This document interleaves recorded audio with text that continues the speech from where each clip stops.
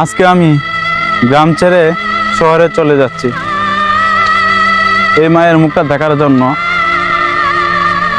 2 থেকে 3 দিনের ছুটি পেয়ে বাড়িতে চলে আসছি পাগলের মতো। শুধু মায়ের জন্যই এ বাড়িতে আসা বা গ্রামের বাড়িতে আসা। মা যদি না থাকতো হয়তো কখনো আসতাম না। তবে আজকে একটা জিনিস খেয়াল করে দেখেন,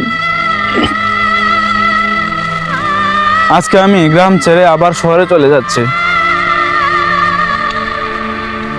কিন্তু আমার বাড়িতে সবাই আছে,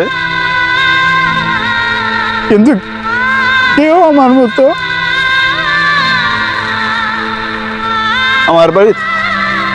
আমার বাড়িতে সবাই আছে, ভাই আছে, বোন আছে, ভাবি আছে, সবাই আছে,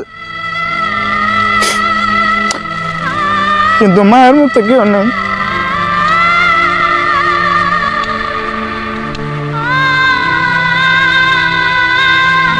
আমি যখন ঘর থেকে বাইর হই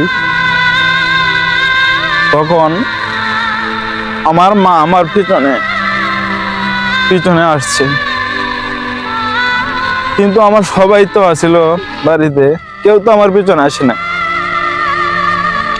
আমার মাই আমার পিছনে আসছে, কারণ হচ্ছে মায়ের মতো কেউ আপন হতে পারে না। তো আপনাদের কাছে একটা রিকোয়েস্ট, মাকে কখনো আপনারা কষ্ট দিবেন না।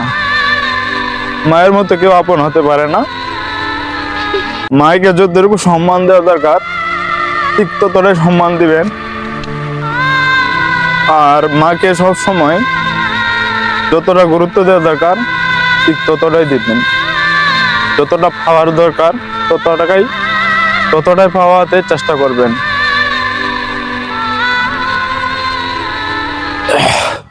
কারণ হচ্ছে মায়ের পায়ের নিচে পৃথিবীর প্রত্যেকটা সন্তানেরই বেহেশত।